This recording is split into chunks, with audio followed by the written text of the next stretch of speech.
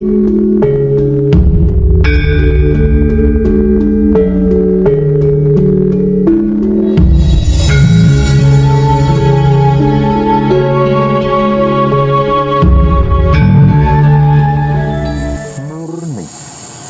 Kesadaran murni itu bisa digambarkan seperti apa dan bagaimana. Tolong beri sedikit dan sekali lagi. Saya masih kurang klik, Pak Web.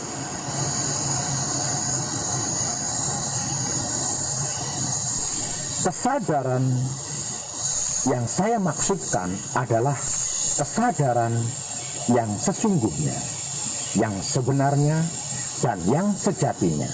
Bukan sekedar kesadaran dari sesuatu yang tidak kita lihat, tidak kita dengar, tidak kita cium, dan tidak kita rasa, seperti memabukkan atau melenakan.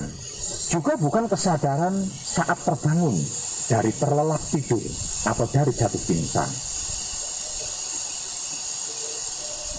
tapi benar-benar kesadaran karena melihat, merasakan, menyaksikan, mengerti, mengetahui, memahami, dan mengalami sendiri, bukan katanya siapapun dan apapun, bahwa potensi kekuatan manusia, yaitu kesadaran murni atau kesadaran hidup, memang maha luar biasa dahsyat.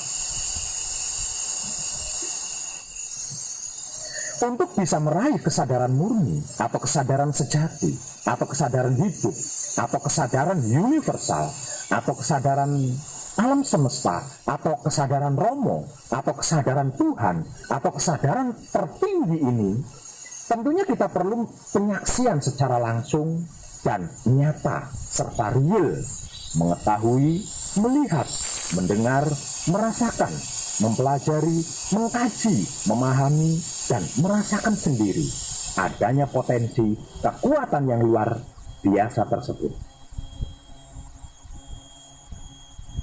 Sehingga kita pun bisa mengaplikasikan atau mendayagunakan potensi yang luar biasa tersebut dalam kehidupan kita setiap saatnya.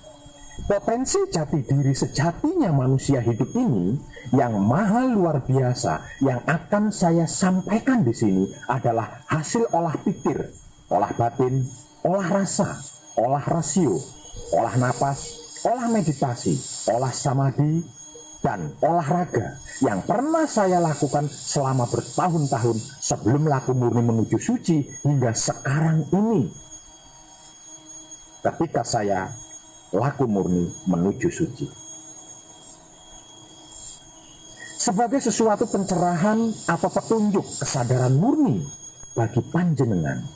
Dan berikut ini adalah titik poin-poin kesadaran murni yang merupakan potensi kekuatan yang maha luar biasa tersebut.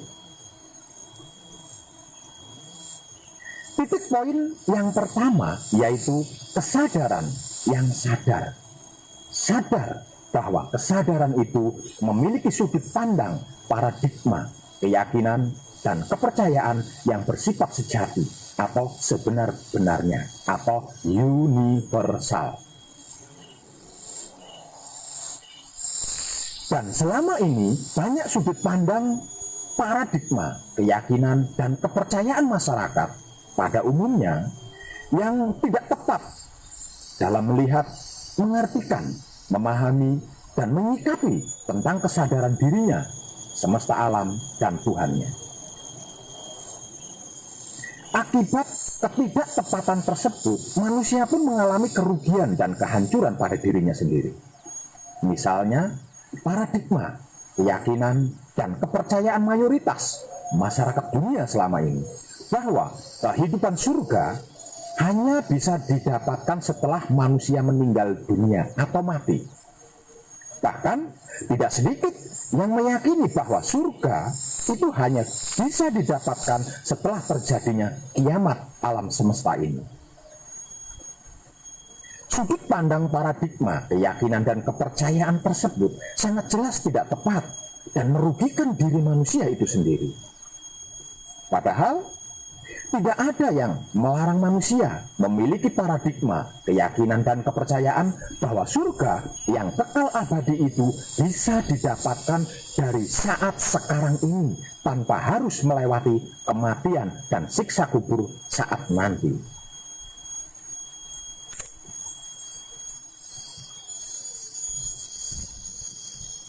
Titik poin yang kedua yaitu kesadaran bahwa sebagai seorang khalifah atau wakil dari Tuhan Sang Pencipta, Sang Pemilik kehidupan bumi alam semesta raya ini, betapa manusia adalah wujud makhluk yang termulia dan teristimewa jika dibandingkan dengan makhluk-makhluk lainnya di kehidupan bumi alam semesta raya ini.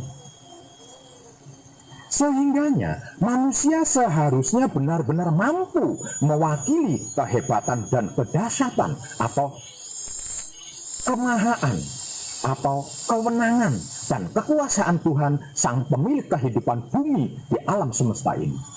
Namun dalam kenyataannya yang terjadi, mayoritas masyarakat hanya bisa merengek, menghibah, mengharap dan memohon kehidupan bahagia di dunia dan kemewahan surga kepada Tuhan. Sebagai Sang Pemilik seluruh kehidupan yang telah menganugerahkan semua dan segalanya pada manusia berupa potensi kekuatan dan kekuasaan yang maha luar biasa dahsyat, di sini seharusnya manusia bisa mandiri, bahkan mampu mewakili kepemilikan, kewenangan, dan kekuasaan Tuhan Sang Pemilik kehidupan alam semesta raya ini, bukan malah memperbudak Tuhannya dengan berbagai permohonan. Titik poin ketiga yaitu kesadaran murni atau kesadaran sejati atau kesadaran hidup atau kesadaran universal atau kesadaran alam semesta atau kesadaran Romo atau kesadaran Tuhan atau kesadaran tertinggi ini yang saya titik poinkan sebagai kesadaran murni ini berada di taman kehidupan surga yang kekal abadi. Arti maksudnya, sesungguhnya kita benar-benar mengerti, mengetahui, melihat, mendengar, memahami, mengalami, dan merasakan secara nyata dan real bahwa kita semua manusia ini dan itu sedang berada di taman kehidupan surga yang kekal abadi, di mana seluruh kebutuhan, keinginan, harapan, cita-cita, dan semua yang terjadi, semua yang menjadi doa setiap manusia, seluruhnya ada, tersedia, dan tersaji di kehidupan bumi alam semesta ini. Sehingga manusia tinggal mengelola, mengatur, mengolah, menikmati, merawat, menjaga, memanfaatkan, dan mengendalikannya agar bisa menjadi fasilitas kenikmatan yang sempurna. Bahwa di bumi alam semesta ini telah tersedia dan tersaji berbagai fasilitas kenikmatan hidup yang maha luas, tidak terbatas, baik yang ada di dimensi kehidupan alam lahir, di dimensi alam batin, dan dimensi-dimensi alam lainnya yang ada di kehidupan bumi alam semesta raya ini. Bahkan neraka dan surga di akhirat yang selama ini fata morgana karena bersifat misteri pun ada di kehidupan saat sekarang ini, di bumi alam semesta jagat raya ini. Titik poin keempat yaitu kesadaran bahwa manusia adalah wujud jati dirinya Tuhan yang maha sempurna dibandingkan makhluk-makhluk lainnya yang ada di kehidupan bumi alam semesta ini. Arti maksudnya, di bumi alam semesta ini tidak ada yang layak untuk dipertuhankan kecuali makhluk berjati diri tersebut, manusia hidup. Karena tidak mungkin kita akan mempertuhankan binatang, tumbuh-tumbuhan, bebatuan, air, api, angin, tanah, awan, cahaya, atau apapun lainnya. Apalagi mempertuhankan sesuatu yang bersifat misteri, yang diri kita sendiri sama sekali belum pernah mengenalnya. Titik poin kelima yaitu kesadaran bahwa diri adalah bagian dari alam semesta yang kekal abadi ini. Arti maksudnya, apapun yang ada di kehidupan bumi, alam semesta jagat raya ini adalah bagian dari energi alam semesta yang kekal abadi ini, yang senantiasa berubah bentuk, termasuk jati diri manusia yang sesungguhnya kekal abadi, dan hanya jasadnya yang berubah bentuk dan rupa melalui proses penyusutan hingga kematiannya. Titik poin keenam yaitu kesadaran bahwa hidup, jasmani, dan rohani diri adalah amanat yang wajib dijaga, dirawat, dipelihara, dilindungi, diayomi, dan dilestarikan eksistensinya di kehidupan alam semesta raya ini. Arti maksudnya bukan dibunuh dengan paradigma, keyakinan, dan kepercayaan yang mewajibkan dirinya harus mengalami kematian dengan jasad terkubur di tanah atau dibakar dan lain-lain. Titik poin ketujuh yaitu kesadaran bahwa diri terkoneksi dengan seluruh titik ordinat alam semesta jagat raya ini. Arti maksudnya, seluruh yang ada di kehidupan alam semesta raya ini adalah merupakan satu kesatuan hidup atau datnya atau rohnya yang maha tunggal, yang maha kekal abadi. Tidak ada satupun yang putus atau terpisah dengannya. Sehingganya apapun yang ada di kehidupan alam semesta raya ini terhubung atau terkoneksi secara langsung dengan yang maha suci hidup di dalam semesta alam raya ini. Titik poin ke-8 yaitu kesadaran bahwa kehidupan ini adalah pengulangan dari kehidupan masa lalu. Arti maksudnya, kita semua yang hidup pada saat ini masa-masa pernah mengalami, sama-sama pernah mengalami kehidupan yang serupa di masa lalu. Dan masing-masing diri memiliki tugas dan tanggung jawab yang sama, yaitu menjaga, merawat, melestarikan, dan menyempurnakan eksistensi dirinya. Eksistensi semesta alam raya seisinya bersama Tuhannya.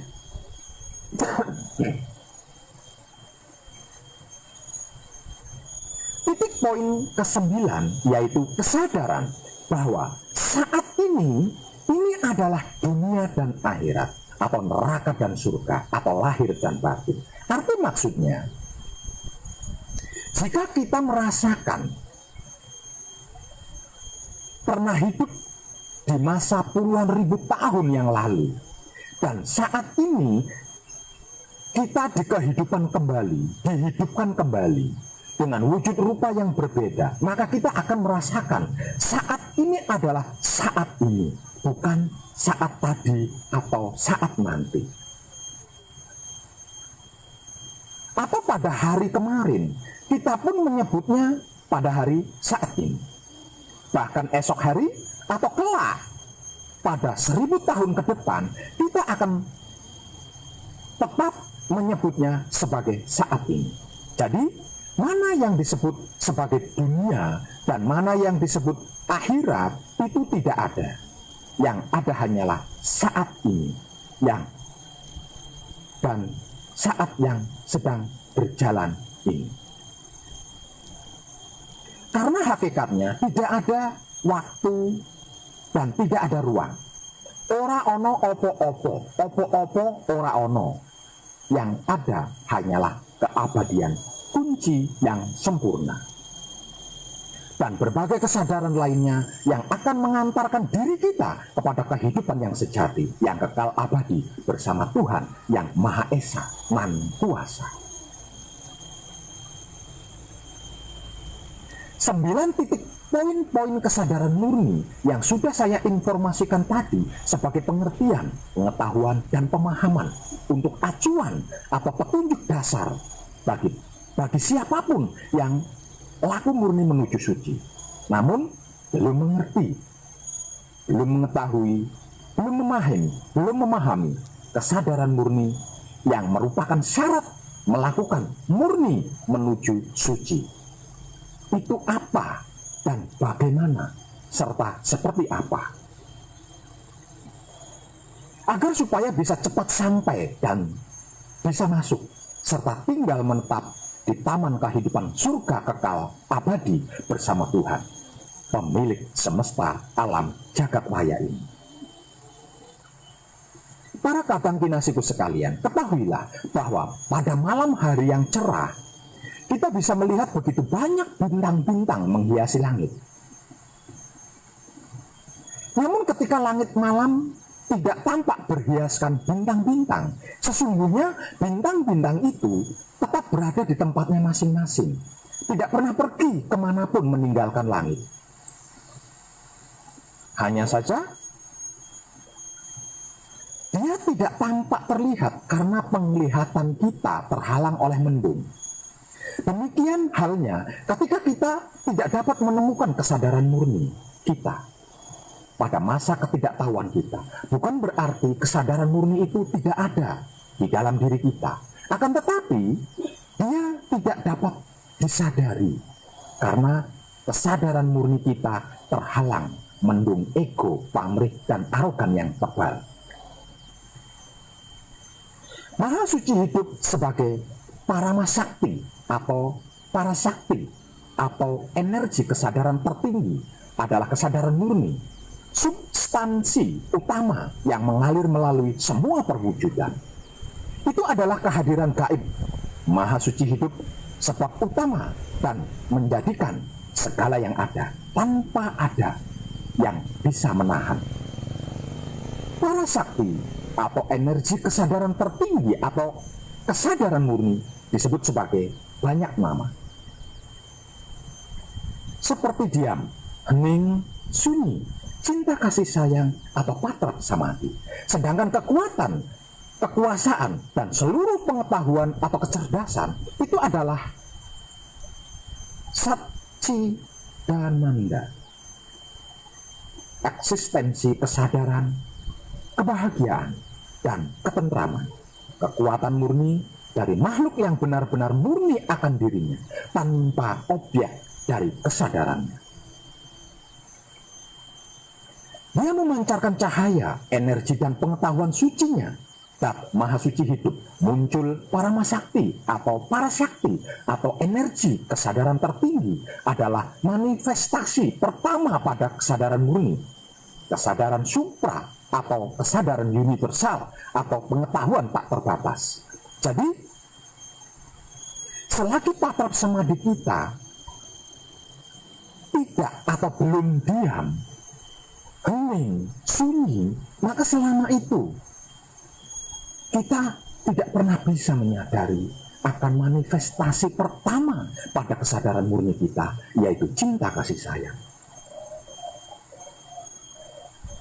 Kesadaran murni mengetahui secara tidak terbatas. Dia mengetahui dari alam semua ciptaan Maha Suci hingga ke permukaan mereka. Wujudnya ada di dalam setiap wujud yang hidup dan tidak mati.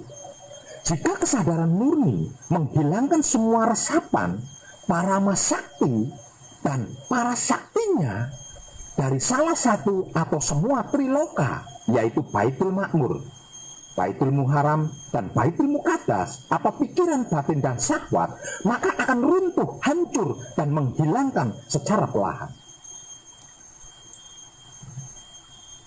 Sakti Maha Suci hidup adalah kekuatan mempertahankan dan kehadiran seluruh alam semesta, kekuatan tak terbatas yang tidak memiliki awal maupun akhir. Dan sesungguhnya ini adalah kesadaran murni atau kesadaran sejati atau kesadaran hidup atau kesadaran Romo atau kesadaran Tuhan atau kesadaran tertinggi. Maha Suci hidup tersembunyi di dalam semua makhluk-makhluk ciptaannya yang paling dalam dan menyaksikan karya dari semua makhluk-makhluk ciptaannya terdiam dalam segala hal serta mengamati segala hidupnya. Dia adalah kesadaran murni atau kesadaran sejati atau kesadaran hidup atau kesadaran romo atau kesadaran Tuhan atau kesadaran tertinggi yang melampaui triloka, yaitu pikiran, batin, dan syahwat, atau baitul makmur, baitul muharam, dan baitul muqaddas. Sebab karena itu saya selalu melihat Maha Suci hidup di dalam setiap wujud manusia, bahkan makhluk-makhluk lainnya seperti hewan, tumbuhan, dan lain-lain. Ketika saya bertemu orang yang berbeda, saya berkata pada diri saya sendiri, Maha Suci hidup di dalam wujud orang suci. Maha Suci hidup di dalam wujud orang berdosa. Maha Suci hidup di dalam wujud orang-orang yang berbudi. Maha Suci hidup juga di dalam wujud orang-orang yang tidak berbudi, dan lain-lain sebagainya. Panjenengan pun akan bisa menyaksikan kenyataan Maha Suci hidup secara nyata di dalam setiap perwujudan yang berbeda-beda itu, jikalau panjenengan telah memahami 9 titik poin-poin kesadaran murni yang telah saya informasikan tadi. Tercerahkanlah panjenengan semuanya. Dan salam setuhan, penuh cinta kasih sayang dari dalam lubuk hati saya, Wong Edan Bagu, yang paling dalam. Selamat, selamat, selamat, rahayu, rahayu, rahayu, damai, damai, damai, tentram. Saya Wong Edan Bagu ngaturaken sugeng rahayu lir ing sambikala amanggih yuwana pinayungan mring ingkang maha suci. Basuki Yuwono Teguh Rahayu, selamat.